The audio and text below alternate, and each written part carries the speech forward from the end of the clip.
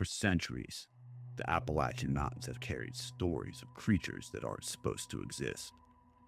Among the most feared are werewolves of the hills, not the silver screen monsters we see in movies, but older, more primal beings said to roam the backwoods under the cover of storms and darkness. Local folklore described them as tall, fur-covered beasts walking upright like men, their glowing eyes betraying a hunger that has haunted these mountains for generations. Older hunters warned that storms often brought them closer to cabins and campsites, as if the chaos of thunder and rain gave them cover to hunt.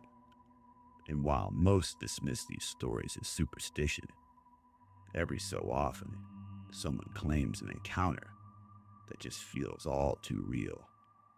One such story happened in the fall of 2019, when a young couple from Pittsburgh took what was supposed to be a quiet getaway into the Appalachian wilderness.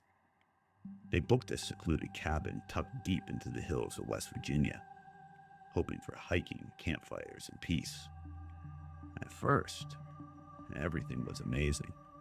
The drive wound through fiery autumn leaves, and the cabin was just as promised. Remote, cozy, and quiet. But on their second night, a massive storm rolled in. Winds howled through the trees.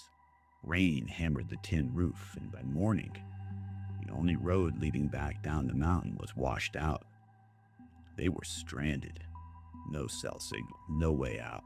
Just the sound of the storm and the feeling of being completely cut off.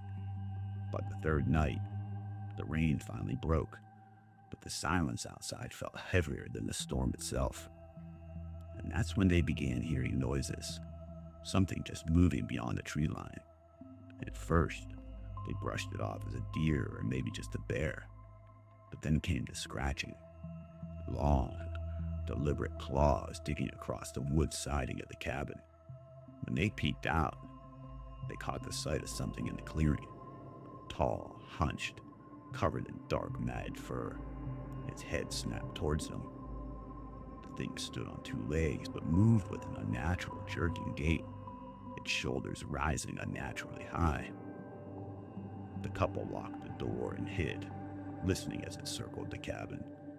Then the scratching turned into violent pounding, until suddenly it was ramming against the door, shaking the frame with each hit.